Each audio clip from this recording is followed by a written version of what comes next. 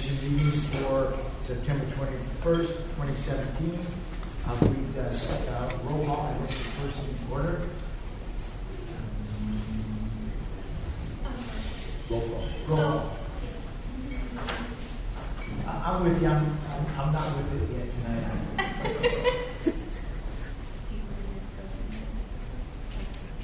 So, Chair Thompson, Vice Chair Villegas, Here. Commissioner Nguyen, Here. Commissioner Burgess, here. Commissioner Biaggi, Here. Commissioner Ferguson, okay. Commissioner Bush,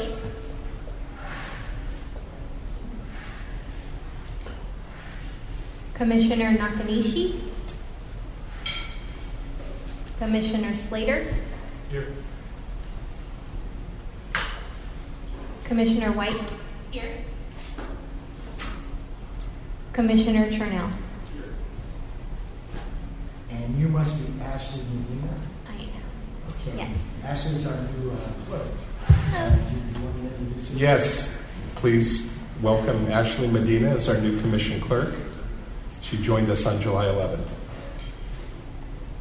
Okay, we have some new members as well.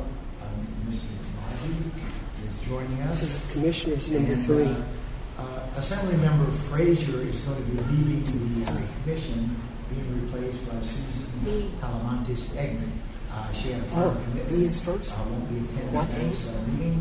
I look forward to participating in the future.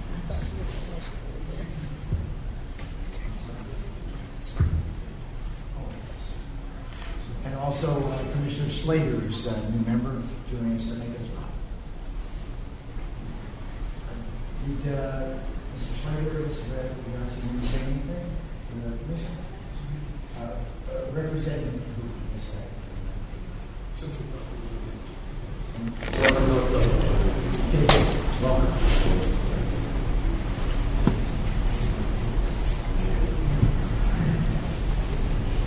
Maybe over my notes here.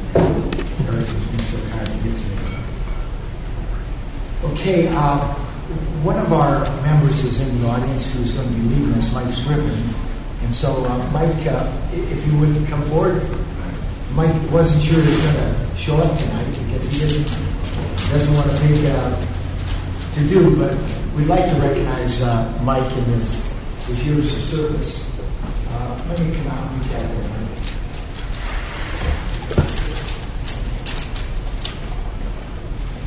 And Mike spent about 10 years in total on the commission, more than that. He started with one of it.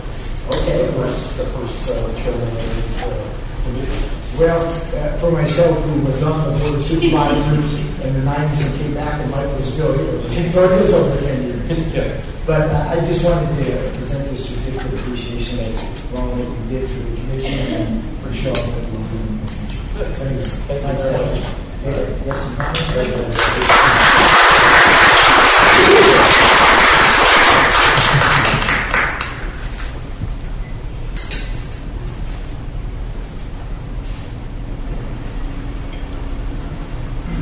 Okay, and now I think we can start our normal order of business. We'll stand with the salute to our flag. And Chris, would you lead us?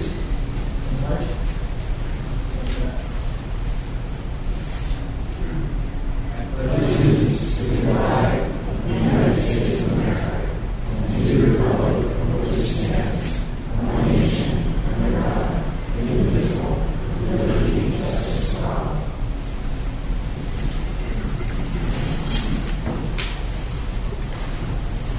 Okay, we are now at the point of public comment. Anyone wishing to address the commission on items not on the agenda, please come forward. Seeing none, we'll move to the consent calendar. And make a motion on the consent, or anyone off? We have a motion by our Contra Costa representative, Ms. Nicole. All in favor? Aye. Anyone opposed? And unanimous. Erik, Executive Director's report. Great, thank you, Mr. Chair and Commission members. Welcome. I just want to hit a few highlights from my written report. The first is on the Delta waterway cleanup, which occurred this past Saturday.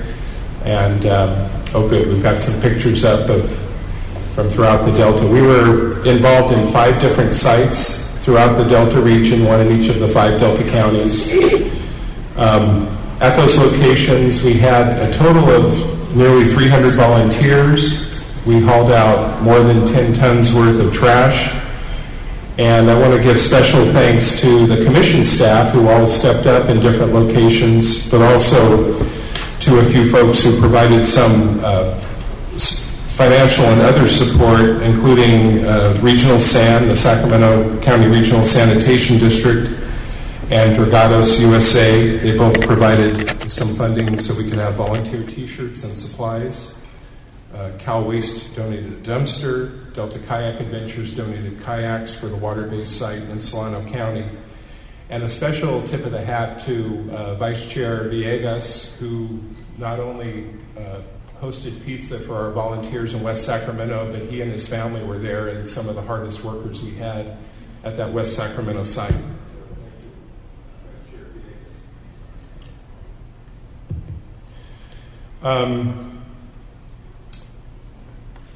The next thing I wanted to mention is abandoned and derelict vessels. This is a really funny mic that keeps cutting out. No, I think it's working okay. It's just picking up quickly. So the Commission and Cal Department of Fish and Wildlife Office of Spill Prevention and Response sponsored a UCSD student named Annie Daly. She tallied the number of abandoned and derelict vessels in the Delta and the cost to remove them. It's a pretty hefty price tag, but almost entirely due to the commercial vessels that are abandoned in the Delta. Recreational vessels, which is what we normally think about with abandoned vessels, are estimated at less than $1 million to remove all of those throughout the Delta, but more than $33 million to remove commercial vessels. And that's something we'll probably have in a future presentation to the Commission, but because there was a brown bag presentation to the Stewardship Council, I just wanted to give a brief on that during this meeting. A couple of other items before I conclude. Our fiscal year budget for the year that began July 1st was fairly static for the Commission, but we did have a funding supplement to upgrade a position, and we're now in the process of recruiting for a Bay Delta program manager to work on Delta Plan implementation. So this will enable us to be a little more active with the Delta Stewardship Council and various efforts they have underway, and that we hope we can encourage them to have underway to take a fresh look at different aspects of the Delta Plan. As I mentioned earlier, we're really pleased that Ashley Medina joined us as our new Commission Clerk. She's been a great addition to the office, and I'm sure that you all will enjoy working with her. Some of you already have. And then, finally, later in the meeting, we'll hear from Adele Lagomarsino. She's been a pretty frequent presence at these last few Commission meetings. This is the last time you'll hear from her tonight because we're going to be losing Adele to retirement in about a month. And we already have a plan underway to recruit for her replacement. But we will wish her very well, and we'll miss her like heck when she goes off into the land of retirement. The last thing on administrative matters I want to mention is that the Commission's in the process of,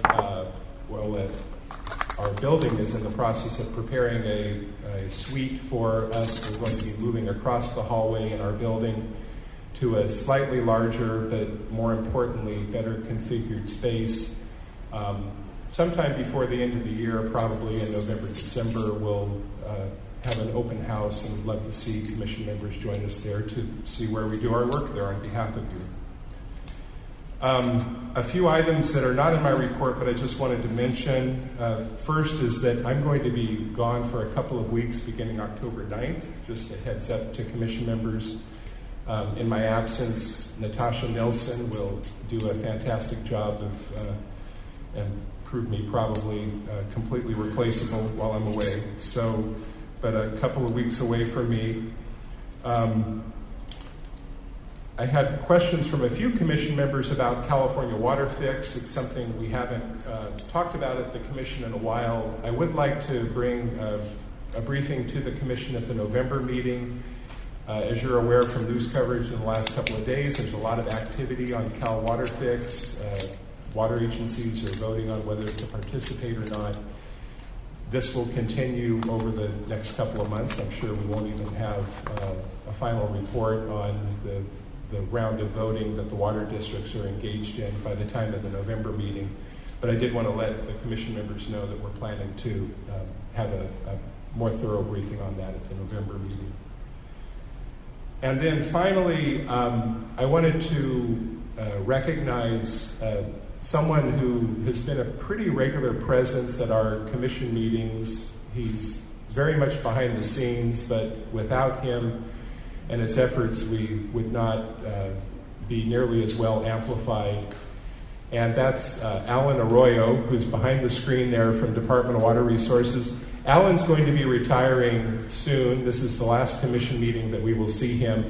And I just want to give a big thank you, my appreciation for all the good work that he does for us. We're always really well taken care of when Alan's here. And Alan, I have something for you.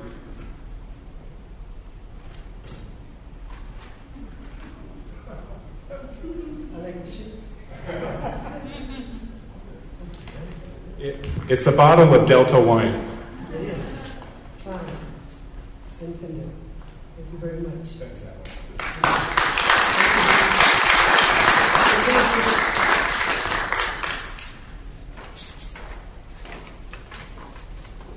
And Mr. Chair, that concludes my report. Any questions of the... I see Mark Pruner is in the audience, so he's our next guest. He's the chair of the Delta Protected Advisory Committee. Welcome, Mark. Thank you, Mr. Chair. You have my typical one-page report. Hopefully you've read that. I will say that starting the last two meetings, thanks to one of our volunteers, our committee, we now have 6 to 8 page detailed discussion notes that include comments and questions and who makes them, and we're really grateful for that. I talked with Erik whether to inundate your file with that kind of a detailed discussion, and we kind of agreed that maybe that wouldn't be best, but I want to let you know we do have those records, so those are in fact very helpful if you ever want to follow the flow of discussion on any particular item in the future. I think we'll keep generating those. There'll be, of course, an internal document, but you're free to see those at any time. We have 8 new members in the Delta Protection Advisory Committee. Rinke, we have one of our members here. Raise your hand, Rinke. Rinke is a great new addition. We really appreciate him and the experience and insight that he brings with a long history in the Delta. At our June 7 meeting, prior to that meeting, I asked Erik to bring a report that detailed all of the activities that the staff was engaged in, because I received a number of comments of what's staff doing here, what's staff doing there, and I didn't know. And Erik, to his great credit, I think we spent maybe an hour, and Erik, I forget the number, I want to say is about roughly 20 different projects, is that correct, that staff is working on your behalf. We were blown away at the breadth and the detail that we learned about. So we're trying to piggyback on that, partner with staff for your benefit on those various areas, as well as some of our own. At the June 7 meeting, I was re-elected chair, so you'll see me for a few more months at least. We met again, another 2-hour meeting on August 10, and we went over the items that you'll see there. We also had at the meeting I think 3 staffers from the Stewardship Council, and we engaged them in discussion. I want to say that the main takeaway, I think, from that interaction was stewardship staff input, indicating to us that in earnest this coming maybe 14, 15 months ahead, they will be reviewing the Delta plan, and to us in particular, focusing on Delta as Place, Chapter 5 of the Delta plan. That was input that was very helpful. We, I think, took steps forward, engaging them in some discussion on some of the substantive issues that they are going to be looking at, and I think built a better relationship with staff to provide deeper and better communication that we can then gather and provide on to you on that subject in particular. That's a 5-year review mandated by statute, so we're already coming up to a 5-year review for the Delta plan. And you'll see that we've asked, and Erik has responded very well. We just kind of felt that there had been not a lot of discussion, not a lot of communication. There could be a little bit more information coming out about Cal Water Fix. Certainly our neighbors have been asking us about that, and we think that the Delta Protection Commission is a great place or a great source of information out to Delta residents and interest on that topic. Lastly, we are currently doing something a little different in terms of our meetings. We're going to try to go on the road, and what better place to go than Discovery Bay? We know that the folks in Discovery Bay are more than a little interested in some of the subjects that you'll be hearing about tonight, as well as what we're engaged in. And so we're looking at a place, managing the agenda so that folks don't come to that meeting with expectations different than what we might be able to deliver in front of them, meaning who we are, etc. So I think we're moving ahead and taking good steps in that direction.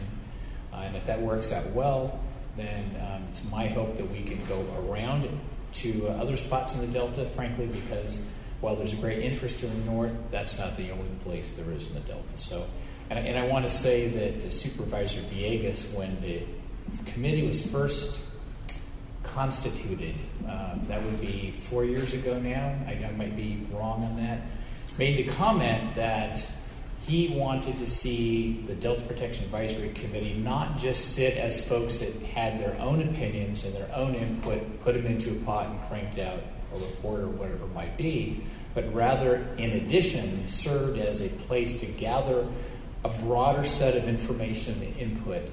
And I know that I personally agree with that because that makes the process richer, and we intend to do that in part and take concrete steps by going out on the road, as it were.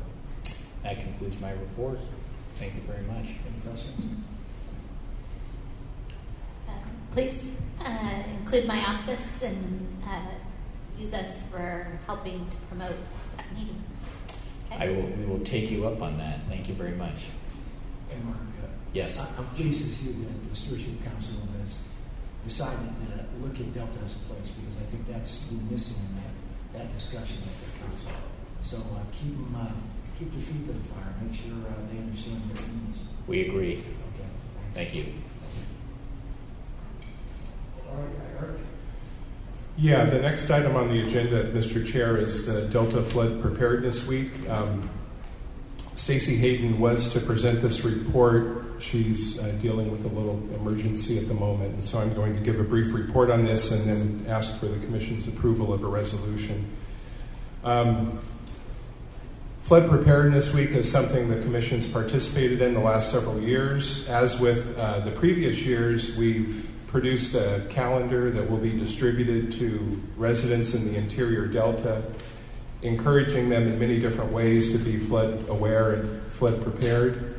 The calendar is in front of all the Commission members. It's literally back from the printer this week. It'll be distributed to those folks throughout the primary zone of the Delta prior to the Delta Flood Safety Fair, which is going to be on Saturday, October 21st. This year it's going to be in Walnut Grove at the library, between the library and the fire department, community park area as well. This is our primary event. It'll be a larger event this year, both in terms of exhibitors as well as people attending and participating in the Flood Safety Fair. And it's at the outset of California Flood Preparedness Week. And the resolution that's in the Commission packet, Mr. Chair, is asking that the Commission designate the week of October 16th through 21st as Delta Flood Preparedness Week. That's in advance of California Flood Preparedness Week, which will run the following week. So we would ask for approval of that resolution. Thank you, Erik. Any questions of Erik?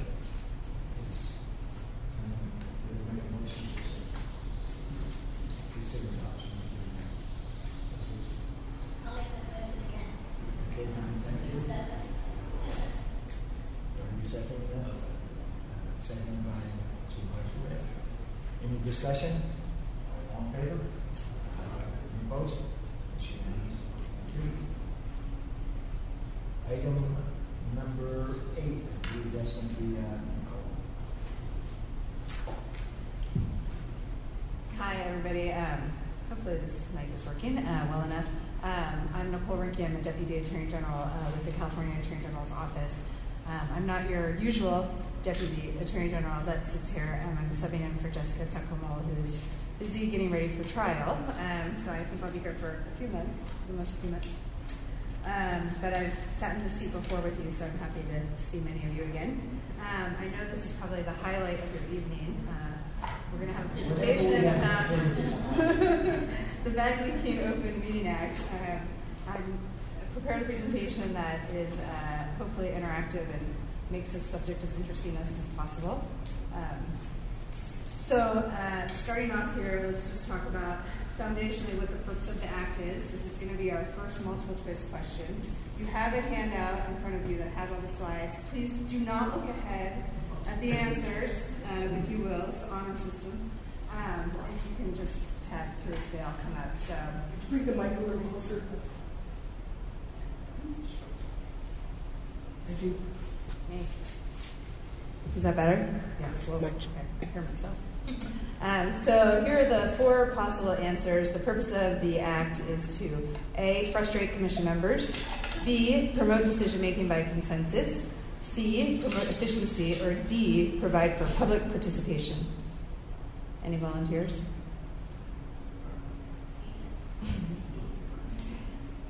It is actually, let me double check, B and D together. So this slide was intended to hopefully generate a little bit of laughter because it can be, as you all know, a bit of a frustrating act at times, but the legislative intent really is to prioritize the importance of transparency and collaborative decision-making by our boards and commissions. So we sometimes do that at the expense of efficiency and other things. So that's the intent. So what's the basic rule? The basic rule is that, could you tab through again? Yeah. Oh, yep. Is that if you have a quorum or more of your members, your quorum is 8 members, meeting to discuss issues within your jurisdiction, then your meetings must be open and noticed, as they are this evening. So where things get a little bit tricky is in trying to figure out what constitutes a meeting. Your meetings are not just these formal meetings that you have here. Anytime a quorum or more of your members get together to develop a collective concurrence on items that are within your jurisdiction, it can be considered a meeting. So that can include things like here, formal meetings with a deliberation and a vote, but it can also include serial meetings and committee meetings, and that's where things can get a little bit more complicated. So we'll talk about that in a little more detail. This is an opportunity just to mention that even if you do not decide anything in your discussions, just having discussions in furtherance of developing a concurrence on items within your jurisdiction can constitute a meeting. I will note that there was a change maybe about 5 years ago, maybe longer than that, that now allows staff members to answer questions and provide information to individual commission members, even if done individually with what would become a collective group greater than a quorum, as long as that's not done in such a way as to purposefully subvert the intention of the act.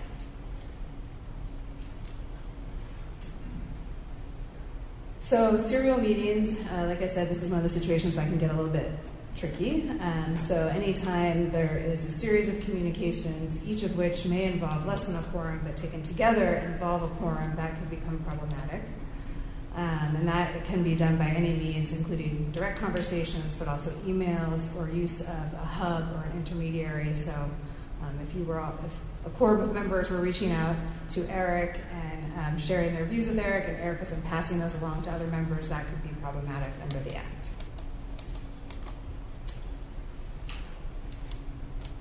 And then we have committees, and this is where it really does get tricky because the general rule, of course, is that you're safe to discuss things up to a quorum of your membership outside of the context of an open meeting, but committees are actually also defined as being subject to the open meeting requirements. And there's different kinds of committees. There's advisory committees, which consist of 3 or more members, and then there's also delegated committees, which can consist of 2 or more members.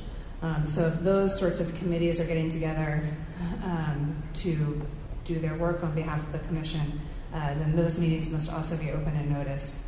Where it probably gets the trickiest is with impromptu committees.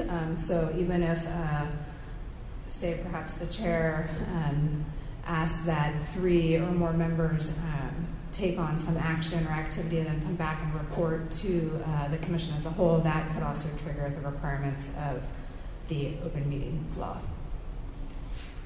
Okay, so now for our quiz. So don't go too fast because you don't want to show the answers. You can go to the next, and I think stop there. So the first example is one commissioner calls another commissioner, who then calls another commissioner, et cetera, to discuss an item on the upcoming agenda. Is that allowed? No, correct. That is not allowed. That would be considered a serial communication. Next slide, example 2. So this one, hopefully you guys know the answer to as well. If the executive director is acting as a hub of a wheel, communicating individually with 8 commissioners and sharing their views with each other, is that allowed? No, correct. Not allowed. No hubs. Example 3. This was similar to the example that I gave during the discussion. So if the chair directs 3 commissioners to attend a site visit and report back to the commission, is that allowed? No, it's not allowed. The exception to that would be if it is a site visit conducted in the context of some other meeting that is also open to members of the public and noticed, then that would be okay. But if it were a private site visit that were conducted just for your members, that would be problematic.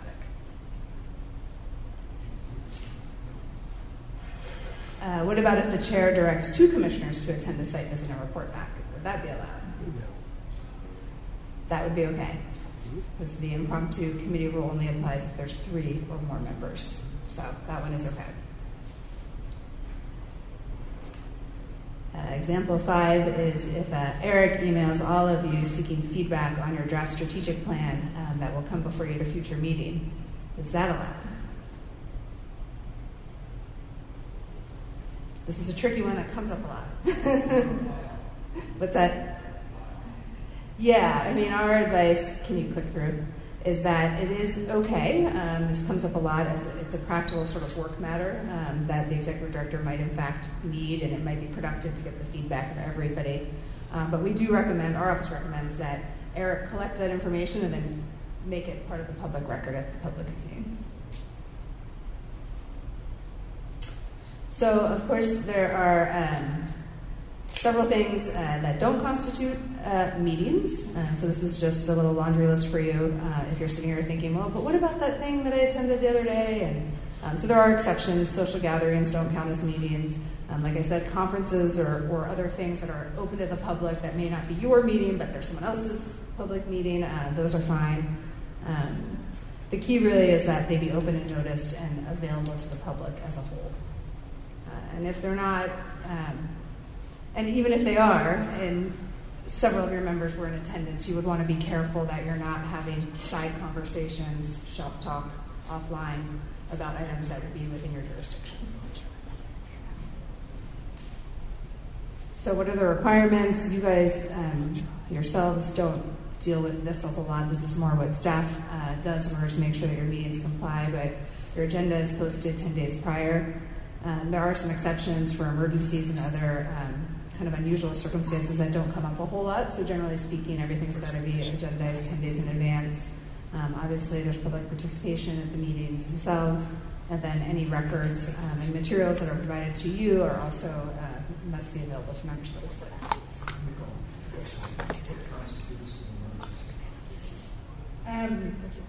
I don't actually have the definition in front of me, but it's pretty narrow. It would be like a flood situation, and for some reason, like when I represented the flood board, if there was a flood situation and they needed to make a decision as a board immediately, something like that. It has to rise to a pretty high level. There are also exceptions for things that require timely action but couldn't have been anticipated at the time that the agenda went out. So there's sort of like grades of things. That's why I asked, because you just can't say, well, we have an emergency fund. It falls within it. Yes, a narrow definition, in fact. The other big exception for the open meeting requirement, which comes up quite a lot, is closed sessions.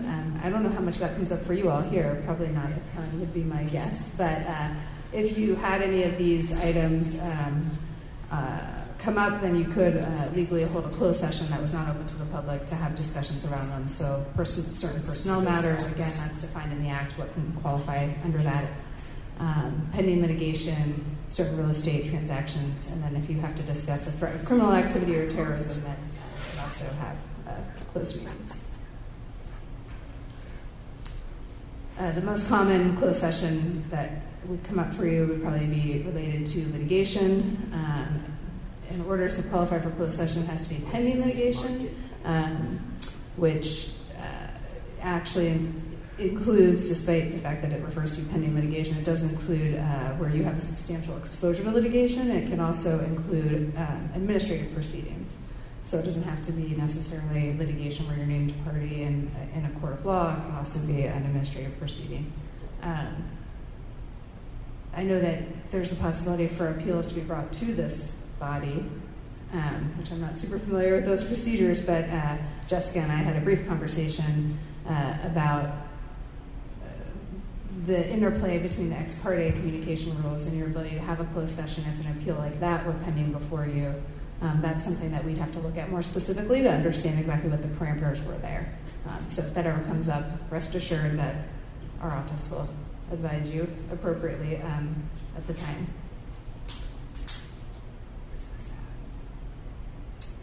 There are certain procedures, again, for your closed session. So they're agendized, they're noticed, you reconvene in public after your closed session. Minutes, you're required to keep minutes of your closed session. And then the most important rule that I think a lot of agencies struggle with understanding the parameters of is that you only want to involve people who in their official duties must attend in order to ensure the confidentiality of that closed session. So you don't want extraneous staff members participating unless they're directly involved in the issues that you're discussing. In general, there can be consequences if the acts and the requirements of the act are violated.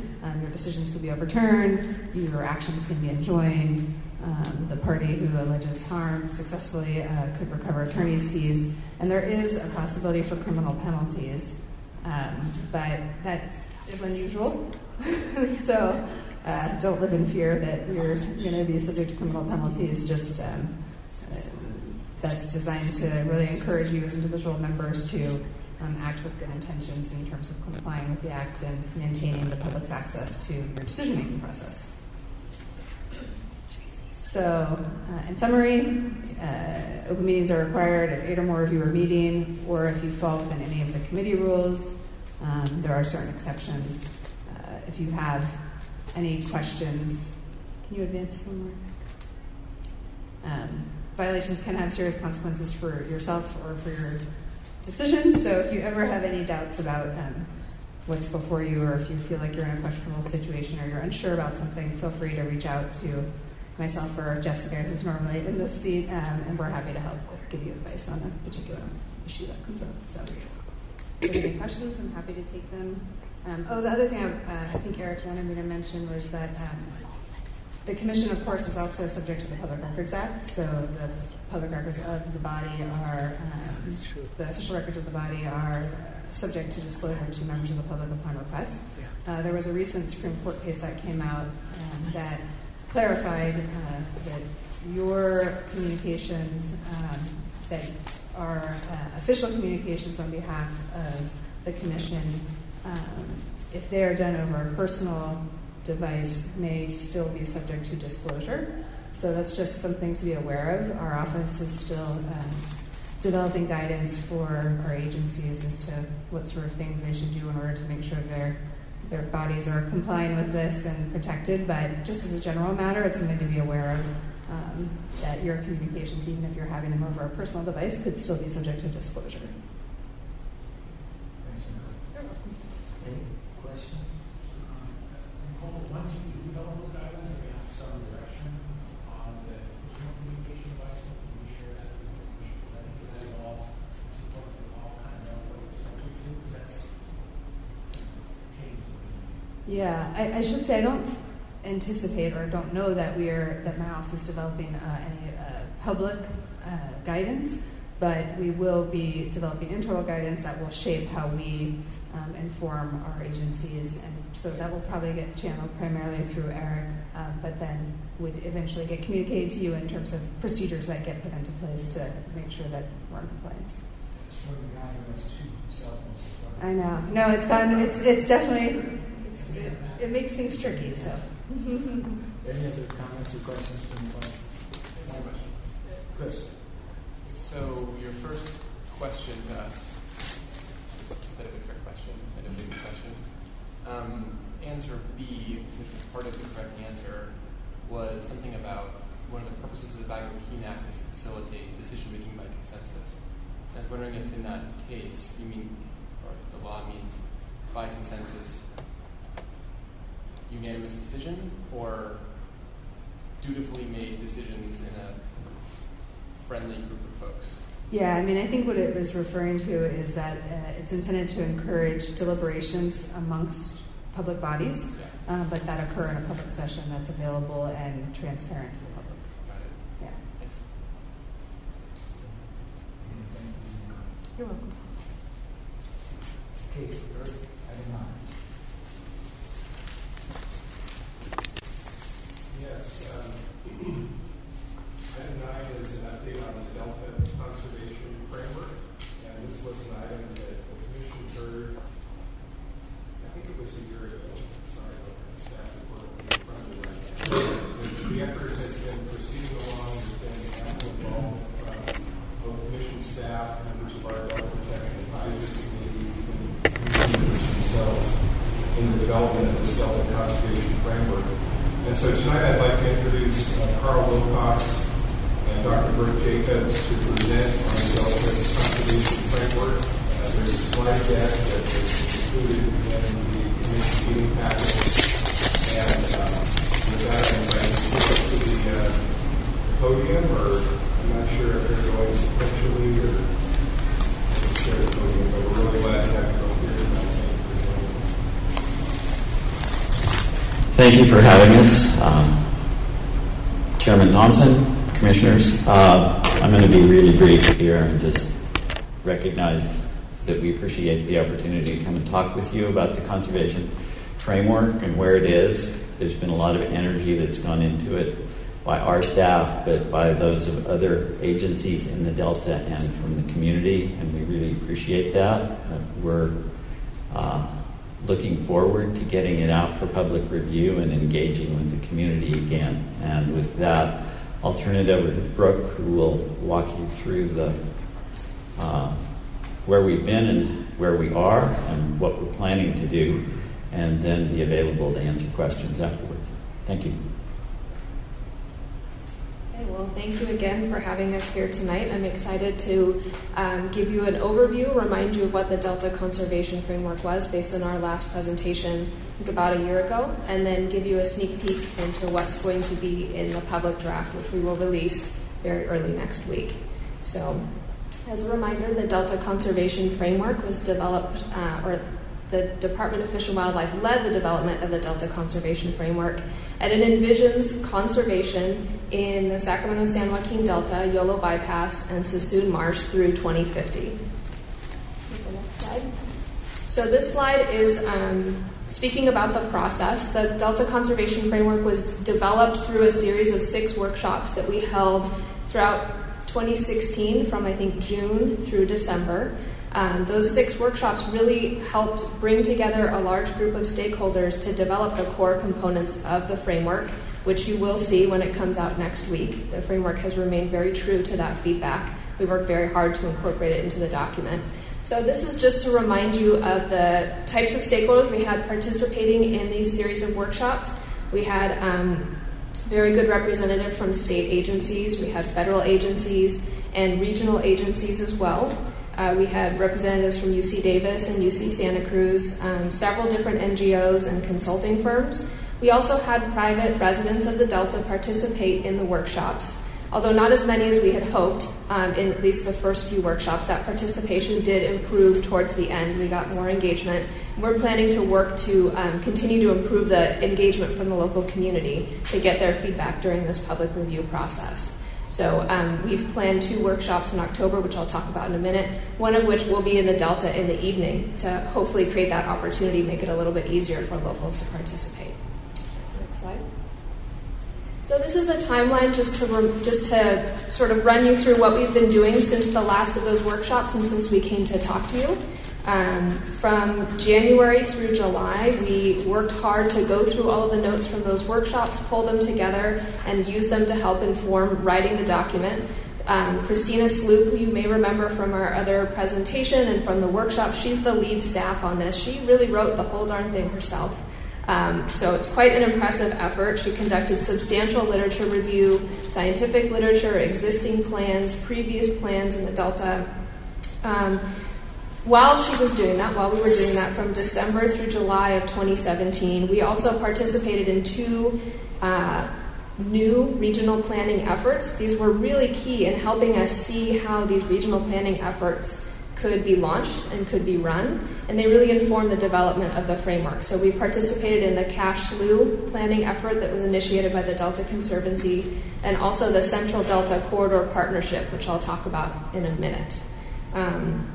From June through August, we've been conducting internal review and working to finalize that public draft, which I said we'll release next week. And that will kick off the next phase, which is the public review. This is a draft document. We very much want the feedback of the public and try to incorporate that into the final. So we'll release it next week. We're going to do a 45-day review.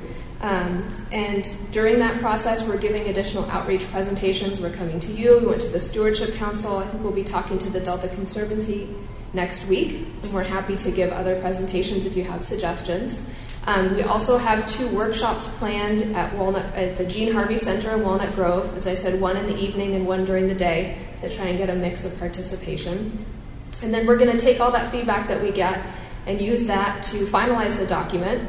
And we hope to release the final version of the document in late December, possibly early January. So that's our current plan.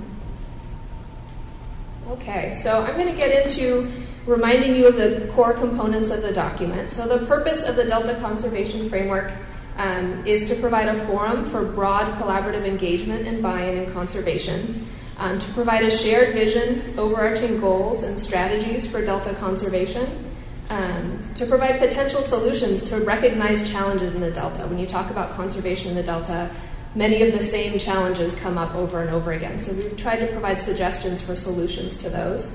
The purpose of the framework is to inform these regional conservation strategies, to serve as a long-term extension of California Eco-Restore, to inform state funding priorities, and also to inform the upcoming amendment of Chapter 4 of the Delta Plan. We've been working with the Stewardship Council throughout this process. We expect it to transition right into their amendment process. So on the next slide, I have a brief overview of the document for you. It will have an executive summary, which will be a very concise, high-level summary of the contents of the document, the purpose of the document, and the intent. So we're hoping that this will be very broadly accessible. It's something very short that people can read if they're short on time and help them figure out what portions of the body of the document are most interesting or applicable to them. So the document is composed of 6 sections. Each one's about 15 to 20 pages. And then we have a series of much more detailed appendices that provide information about various planning tools and other things that we hope will be useful for individuals who then pick up the framework and move forward with these regional conservation strategies. So I'll talk briefly about the first section, which is a common vision for a sustainable delta. Next slide. So this is the common vision that the Delta Conservation Framework we developed through the course of our workshops last year. And so quite simply, the Delta Conservation Framework envisions the Delta as being an area composed of resilient natural and managed ecosystems situated within a mosaic of towns and agricultural landscapes where people prosper and healthy wildlife communities thrive. So I just want to highlight the importance. I think this really embodies the core message of the framework, is that when planning and implementing conservation in the Delta, it's important to acknowledge that that's going to be done in a place where people already live, where the land is being used for a variety of purposes, and to integrate conservation into the existing land uses and communities within the Delta. Next slide. So the Delta Conservation Framework defines conservation as ecosystem protection, enhancement, restoration, and adaptive management. So we take a slightly broader view than maybe the most traditional definition of conservation. And this is to highlight the many different ways in which you can achieve conservation, and also the importance of monitoring that conservation over the long term and managing it appropriately through adaptive management. So conservation, we see it as a means to achieve system-wide multiple benefits. And conservation, the framework talks about conservation as something that needs to be reconciled with many of the important factors and drivers that are already in place in the Delta, like watershed processes, agriculture, the local communities, flood protection, recreation, climate change adaptation, among other examples. So the guiding principles for the Delta Conservation Framework, sort of the backbone of the framework, are that it's important to consider people and place when thinking about planning and implementing conservation. It's important to build community and engage in public education and outreach about the value and the importance of conservation. It's important to promote ecosystem function, ecosystem services, and multiple benefits as outcomes of conservation, to make decisions grounded in the best available science, to realize mechanisms for increased efficiency, and this refers to one of the common challenges that we hear about in terms of implementing conservation in the Delta, is that permitting is very complex and it slows projects down. So the goal is to try and improve the efficiency of permitting during implementation, and also acknowledge the need for long-term funding to implement and then properly manage these projects over the long term. So Section 2 of the Delta Conservation Framework is integrating the Delta community with conservation, and it's focused around three of the main seven primary goals of the framework. So Goal A is speaks to the need to integrate stakeholder needs into conservation planning. Goal B speaks to the need to engage in public education at both the state and national levels to help broader audiences understand the importance and the value of the Delta. And Goal C speaks to the need to implement multi-benefit focused conservation and management. The third section of the Delta Conservation Framework is really the scientific foundation of the framework. It's centered around Goal D, which is focused on conserving ecosystems and their ecological processes to promote function and conditions for species recovery. And the thing I want to highlight here is we're not taking a species by species approach or even a habitat by habitat approach. We're thinking about ecosystem processes and their function, so the underlying things that support an ecosystem, working on those, and then all of the individual species that we care about will benefit from that.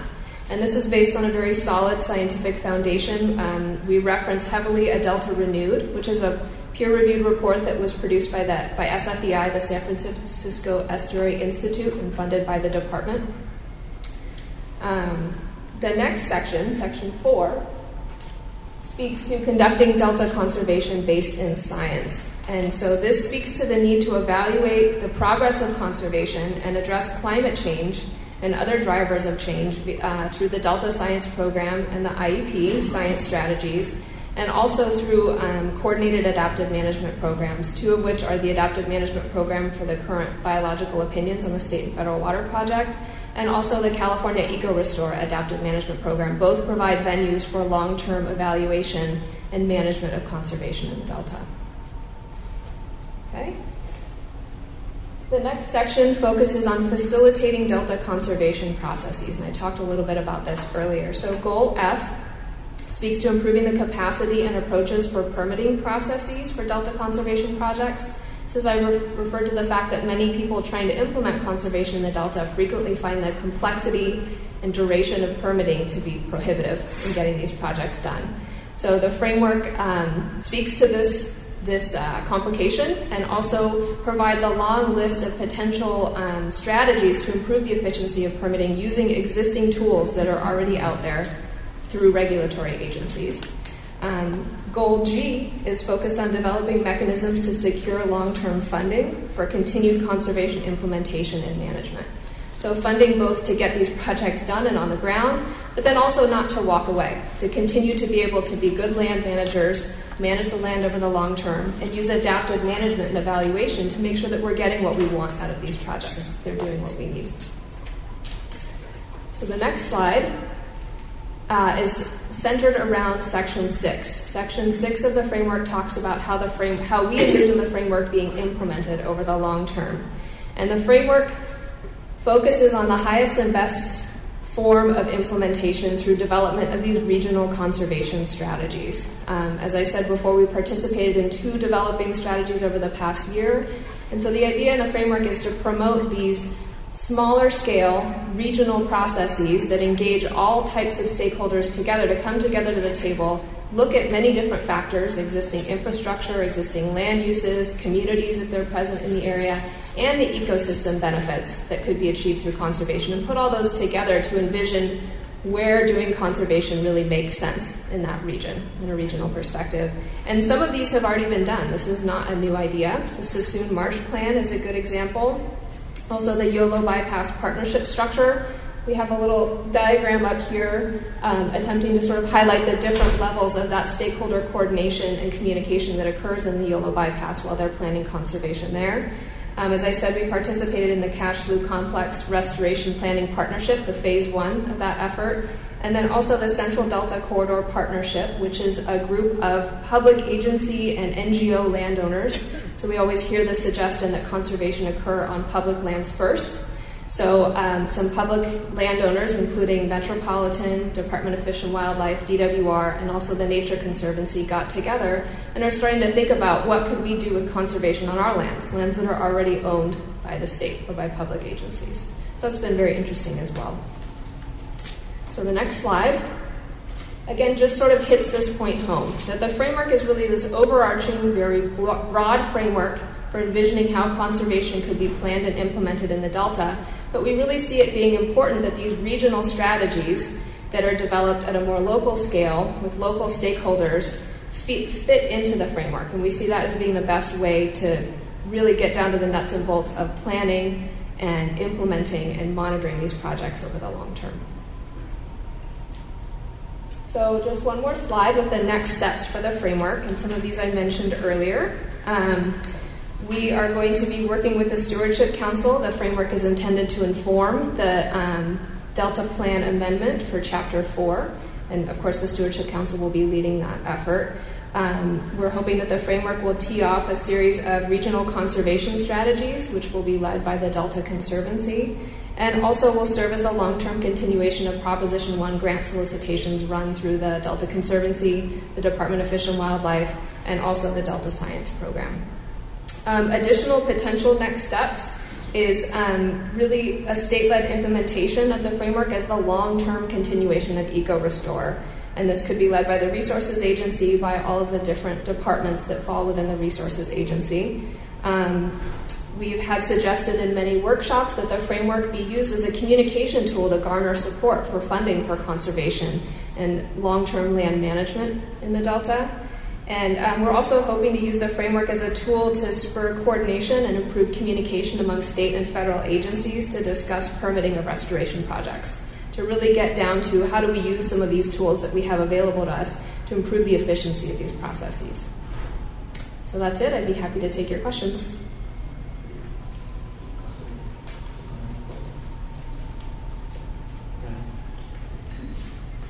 So I'm new, so I was kind of reading some notes. There was some discussion about reaching out to the farm bureaus Was there was some questions on if you were able to, you mentioned that there had been some limited, are you what are your next steps as far as trying to do more of that type of outreach? Yeah, so we emailed them during the workshop process and towards the tail end of the workshop process, and they indicated that they wanted to become engaged as the public draft came out, and so we're definitely going to be contacting them again to try and hopefully meet with them and use that as a good tool to get their feedback on the framework. But yeah, we have been reaching out to them. I think that the last time we did it, maybe last January, the time wasn't quite right. So, but yeah, it's a good suggestion, and we have them on our list. Yeah, we're really interested in helping you get that buy-in. Great, thank you. Any other comments, questions? Yes.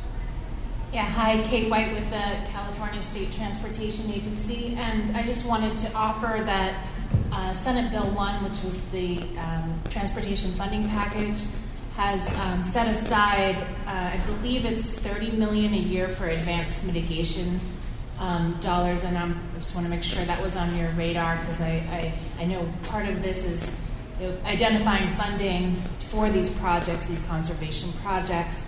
So there may be opportunities, and I'm happy to help make the connections to if there's basically road projects in the Delta that we anticipate that will need mitigation. We may be able to help out with these even in advance of the road projects. Yeah, thanks. And the framework also talks about advanced mitigation as a tool to improve the permitting process and the efficiency by getting it done early. It helps everyone. Thanks. Supervisor Davis. Yeah, first of all, thank you for the presentation. I know you've worked really hard to try to be very inclusive in your stakeholders, and so it's pretty reflective of a pretty diverse group of stakeholders. And I'm just curious, as a Delta Protection Commission, where do you see us fitting into the conversation as it evolves? That's a great question.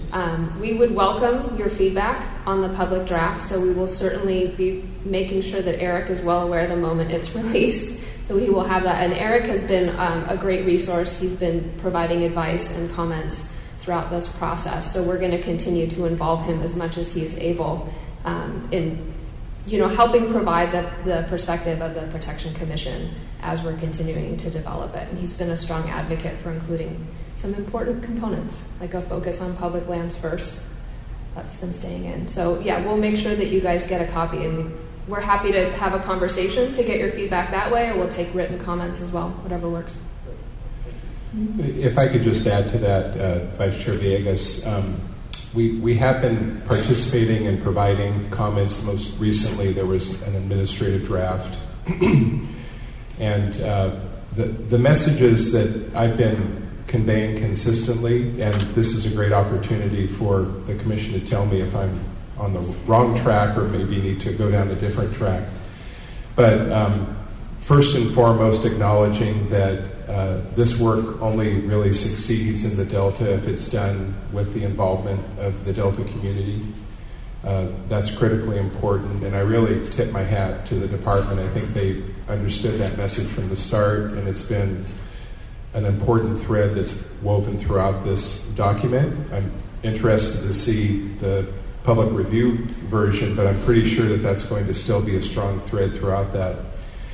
And then the other message that I've heard from commission members and have been delivering consistently is we should be focusing on publicly owned lands or lands that are owned by conservation entities such as the Nature Conservancy. They were purchased with public monies intended for some type of restoration activity. But we should focus on those lands first before we look elsewhere to acquire additional privately owned land, which almost always means land that's in agricultural production in the Delta.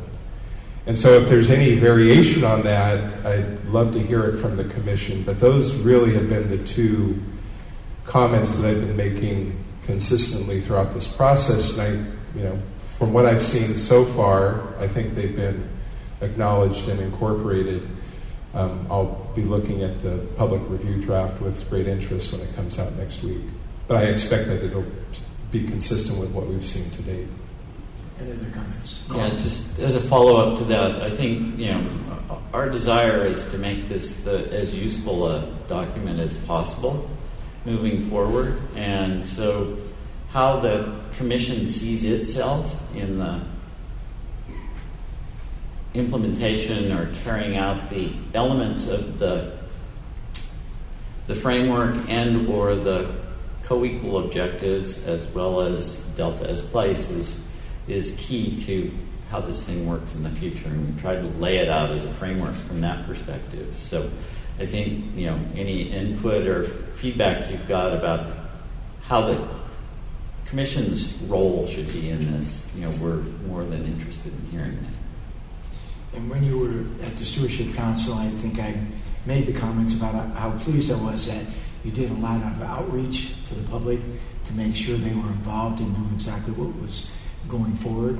And I don't know if you know this, but next month the Stewardship Council is going to take up Chapter 4 and say it's going to be about a year process, is my understanding. So anyway, if there are no other questions, comments, then I want to thank both of you for a great presentation. Thank you. Oh, I'm sorry. Mark Pruner. Don't go anywhere. I'm sure he's got some questions for you. Thank you, Mr. Chair. My question to you, this is like a trick. I can't at the same time. To Mr. Wilcox and Dr. Jacobs is, I guess, more one of process. We last saw the report in a public setting about 10 months ago. And at that point it was, about 50 pages in length, approximately.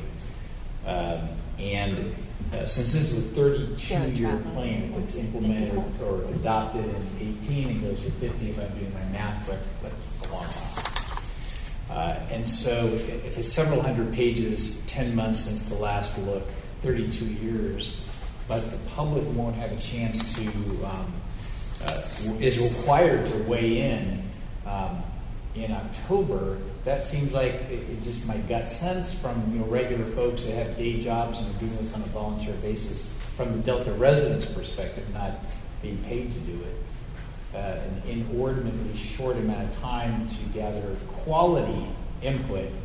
And my request, I guess, would be taking those three factors into consideration. It seems October is rather a tight fit if you're interested in quality participation. Am I incorrect? I think we're interested in quality participation. We've said 45 days. I think from past experience, we've extended those opportunities out, added meetings. So, our interest is in getting as much input as possible. We would like to wrap up the plan at some point, or the framework, so that it's out there. And I think, but we want the framework to reflect the community and be as useful as possible. So we'll see how it goes. It's not a hard and fast deadline, so we can extend it if people don't feel they've had enough time. I think a lot of things are technical in nature, and the guts of it are probably a shorter read, and we've tried to, through the executive summary, get to the points as best we can. So hopefully that helps, and I think that's something that we would really appreciate feedback on. Is the document, when it was originally envisioned, was intended to be about 50 pages. Well, the Delta is a complicated place, and once you get into these subjects, it takes some words, and then you add pictures and that kind of thing, and graphics, and it gets larger. So it's gotten larger, and I think the most important thing for us is how to make it as relevant and useful as possible. We have documents out there like the California Water Action Plan, statewide, very concise. I think it's 10 pages, 12 pages, 20, no more than 20. The Delta Smelt Resiliency Strategy and the new Salmon Resiliency Strategy. And so we would like to pull those elements out as best we can in the executive summary, so that it's something that policy makers in particular have handy and can refer to. And those kinds of plans or documents really help support efforts to get funding, because you can point to it and say it's in here.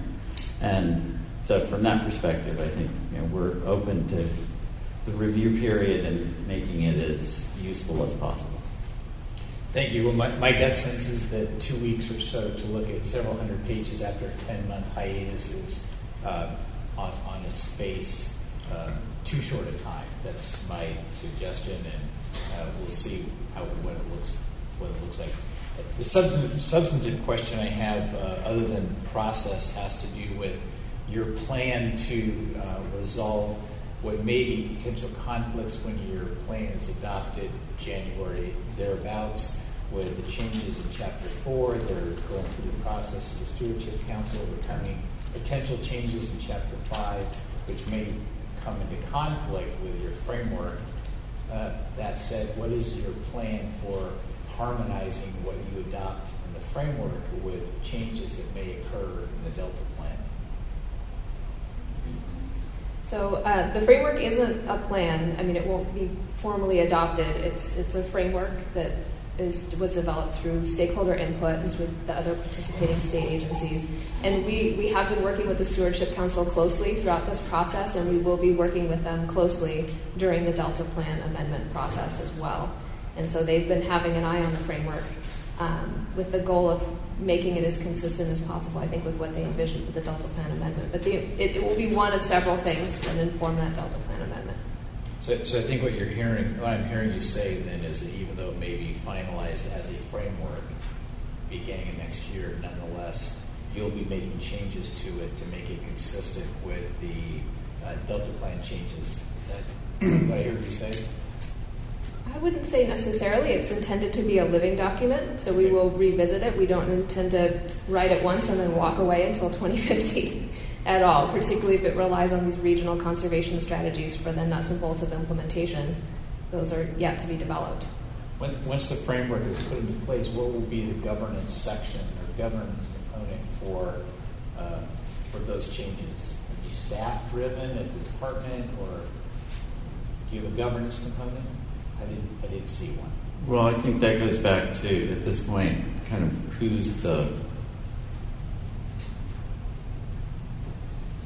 what the source of the document is. Is it the department, or is it the resources agency in general, and how that is carried out in subsequent administrations. So, I think that's an open question. I think that we've tried to structure the framework so that it doesn't need a lot of administration and serves as a guide that people can use to undertake conservation actions in the Delta.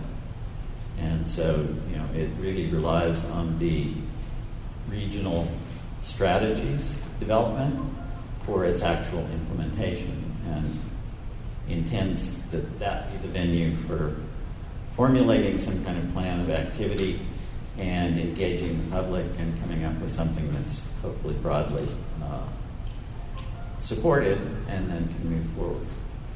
It's intended also to help kind of guide some of the activities, like elements of the eco-restore that are regulatorily driven. And the framework doesn't tell eco-restore or the FERPA program at PWR how to do it, but it provides guidance and direction on how to plan and hopefully build a program that has local buy-in and engagement, and similar to what we've seen in the Yola Bypass with the partnership as far as implementing the fish enhancement program for the bypass, and then what we're trying to do with the Conservancy with the cash slew phase 1 and hopefully the phase 2 planning effort. Thank you for your responses. Thank you. And Mark, I shared with the group that we're going to be taking up Chapter 4 at the stewardship, so I'd like to see you there making some comments and helping us out. Very good. All right. Thank you. We have another speaker, Mark Wilson.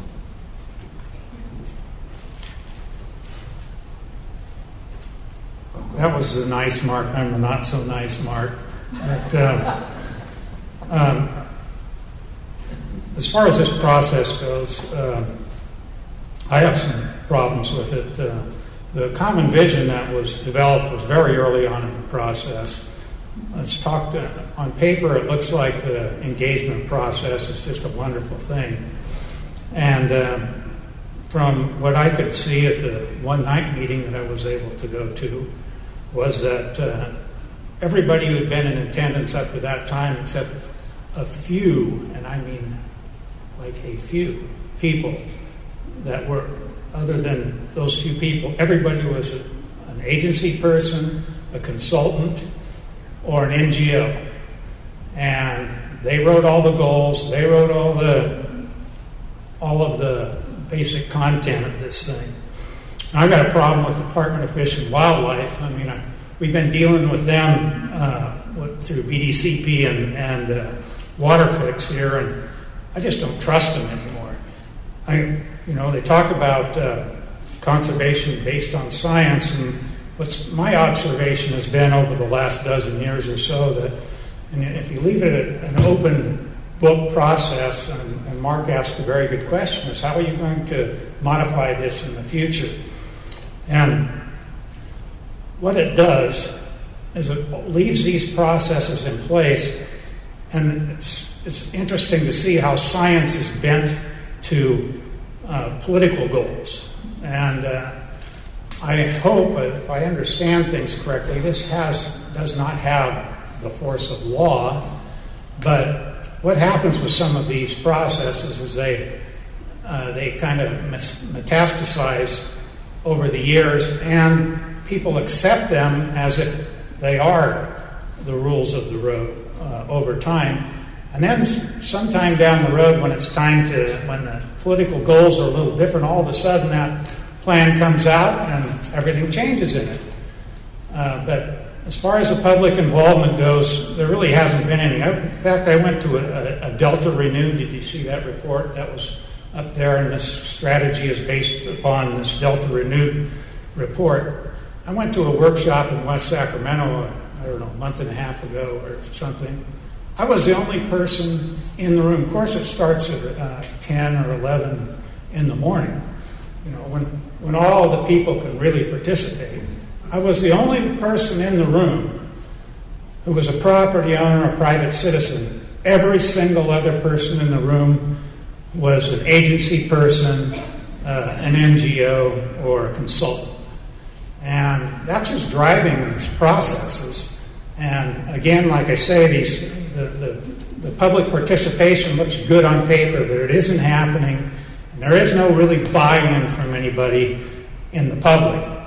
I agree with the ideas. I mean, we've been banging our heads against the wall for years about having development, these projects take place on publicly owned lands, NGO-owned lands. I think that's really good. But I think that if you just go work with those people and let them do outreach on the individual projects, instead of trying to legitimize a great big framework by saying, gee, the public was all involved in it. That's not what happened, and that's not what is happening. And my guess is it won't happen in the future. And hey, they're going to have a meeting at night so more Delta people can come. Well, Delta's kind of a big place. It'll be interesting to see how many Delta people are there. So anyway, I'm the bad Mark. Thank you for listening to me. Well, thank you, Bad Mark. Some of what Mark said, he's hit on to an issue about public participation. And I think I've made this example before. In the 90s, I sat on LAFCO, and I kept talking about 10 o'clock in the morning meetings really don't work for the average working person. And so I think my colleagues got tired of hearing that, accommodated me on an issue in the city of Dixon, and we had over 200 people at a night meeting. So there's something to be said about night meetings to allow the public to really participate if that's what you want.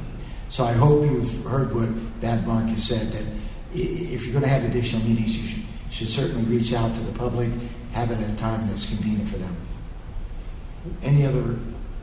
Brooke? We do have an evening workshop planned, and a key stakeholder had suggested printing out copies of the framework and leaving it at local libraries, so we will be doing that as well. And we're open to other suggestions, but thank you. All right, then. Awesome.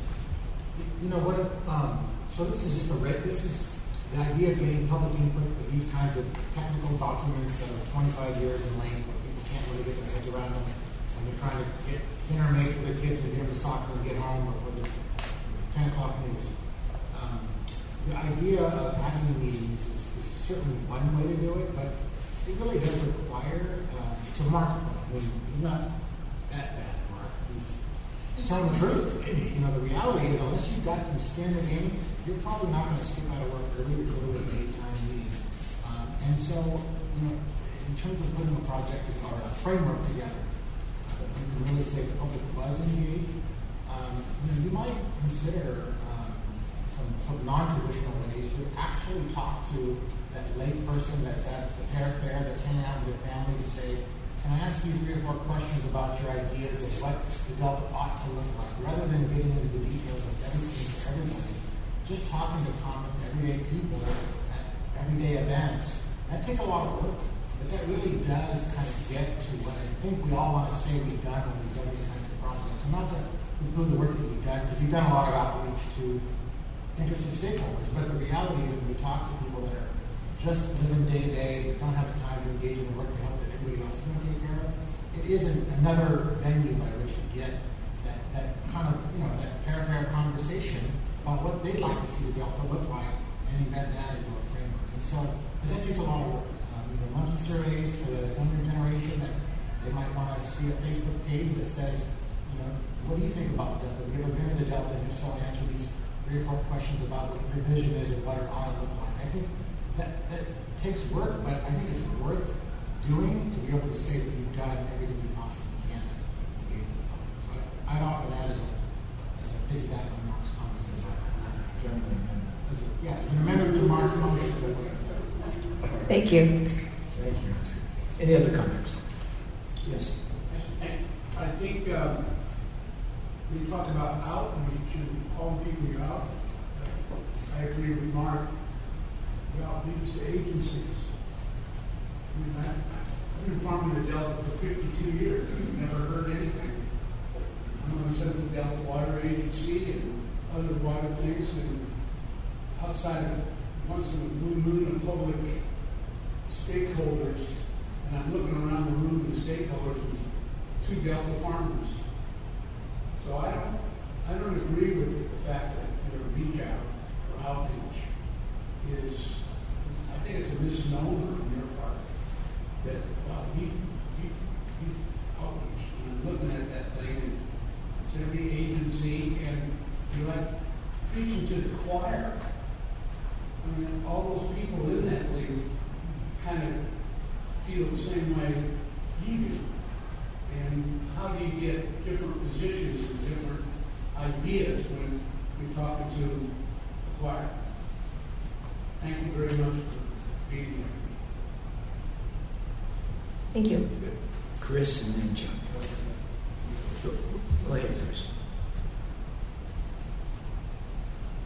Well, thank you very much for being here. It was a great presentation, and I guess I'll have to differ from some of my fellow members up here just in my basic interpretation and understanding and appreciation for this book product to date. I think that if we all just take a step back a little bit and recognize that what we have here being described in front of us is a pretty extraordinary product put together by primarily the Department of Fish and Wildlife that fundamentally recognizes, as we'll see when the public draft comes out, a shift in standard operating procedure for pursuing conservation in the Delta.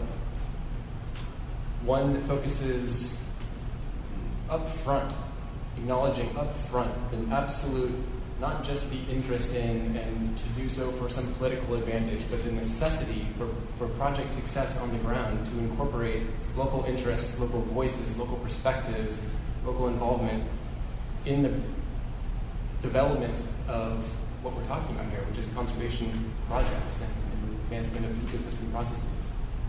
So I think it's easy, frankly, to say that there's been limited stakeholder involvement. It's easy for us to say that there's been three Delta farmers at a particular meeting that have come. it is extraordinarily difficult, as I think we all know, to get public participation. I think what's important here is that there was a pretty extraordinary, from what I could tell, effort to solicit that input. There was far more local interest input on this plan than I've seen in pretty much any other effort that's been led by a state agency in a long, long time. I think that should be recognized. So, and in doing so, I think that represents a good evolutionary step in the right direction. So I think it's easy for the criticism to fly, at the department and at other state agencies for, certain,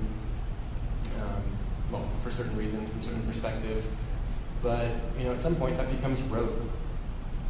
And I think it would be more appropriate to, just from a personal perspective, from my perspective, from where I sit, to recognize the change and the evolution that this outreach approach does actually represent, and start there, and then to suggest improvements on that, like Supervisor Villegas and others have done this evening, and then to see what the final product looks like, not the final product, but the public draft product looks like, provide comments on that, and then see what we have. And I think we'll be, collectively, I would presume, if we're willing to allow ourselves to be, pretty interested, supportive, and pleased by what we'll see. So, thanks. Good comments, yes. Chuck. Well, first of all, I would say I appreciate the report, certainly the depth and certainly the presentation. And I would say I haven't had a chance to look at the final document, and I'll have to evaluate that. To Mark's comments in regards to participation, it's not unique to this particular project. And I say that only because, for example, I serve on the San Joaquin Council of Governments, which is transportation. And we've had a number of projects, and we've had all kinds of methods by which to reach out to the public, et cetera. The county went through an extensive process of outreach by town hall meetings, website, and monkey surveys on a cannabis ordinance that we're dealing with. And I'm not being critical of the public, because I know they're busy. I know they have a lot on their plate, and frankly, a lot of them don't necessarily get the information to even come to meetings, even if they could. But on the other side of it, I would also offer that one of the things that I think and I'm sure my fellow commissioners take seriously is that because of the lack of necessarily input from the general public in regards to their concerns in regards to these particular issues, no matter what it happens to be, it is incumbent upon us as elected officials to go out and solicit that information and meet with our constituents and find out where they are, and then in bodies like this, then speak up and represent them as to what we think needs to be changed or modified or maybe not even implemented. So it is a process by which I've looked at all kinds of ways on various boards and commissions I've been on to get public input. And to be honest with you, as hard as you try, and I'm not faulting the public, I just know they're busy with family and job and commute and all those things. But ultimately, I think we're kind of the backstop for them, because we're the ultimate ones that speak for them, and that's why they elected us. And so I think it's important for us when the final draft, and as Erik is offered to, I think we need to speak as a body or as individuals represent our constituents as to things that we think need to be modified or changed. And I agree. And by the way, all those town hall meetings are all in the evening. We didn't have any morning ones. And we did a lot of outreach. Believe me, I even went to 4 of them. To be honest with you, they were packed on one side of the issue, to be honest with you, and very few individuals who I think were just average citizens or residents didn't show up. In fact, the one that we had specifically for cultivation, which affects our agriculture community, we didn't have any farmers, which surprised me, because I thought for sure they would show up in droves because they're adversely affected by cultivation. So again, it's not a perfect system, but again, I think we have a responsibility certainly to represent those that elected us to make sure that we give the input through this period, our process, to come out with the best product that favorably affects them. Very good. Yes, sir. One thing that kind of scares me a little bit is that, well, we're going to do these projects first on state lands, conservation easements and stuff. Does that mean when you run out of that, you're coming after me as a private owner in the Delta? Well, I don't know that anybody's coming after anybody. You know, that from the department's perspective, you know, we have a part of our role is try to recover species and implement conservation actions and do habitat restoration. The Delta Plan calls for ecosystem restoration in the Delta. You know, and what we've heard is that the preference is for focusing on public lands. I think one of the things that needs to be recognized is that public lands aren't necessarily for the kinds of things that might need to be restored or improved for species recovery or system function aren't necessarily the best places to do it. And that's where the rub comes into play. In that instance, it's really driven by a willingness of landowners, willing sellers, who may be interested in participating in that conservation action. And I think that's where the regional conservation strategies come to the fore, is how you accommodate that kind of participation and maintain everyone around it so that, you know, it's not infringing on the other landowners and or the interests of local agencies and government. So I think that's the trick, and that can only really be dealt with at the more local level in these regional settings. You know, there's an effort underway with Paradise Cut down in this that is kind of a model of this. It's a group of interested folks, locals, flood control people, NGOs that are working on a project down there. You know, it has good benefit, multi-benefit for flood protection as well as habitat improvement. And it's something that can be supported through Prop 1 by both the department and the Conservancy to help implement that because it's consistent with the objectives of Prop 1 for the Delta. So I think that's what we see from this. You know, if there isn't, you know, for the most part, a local interest, then it's probably not going to happen, or a local engagement.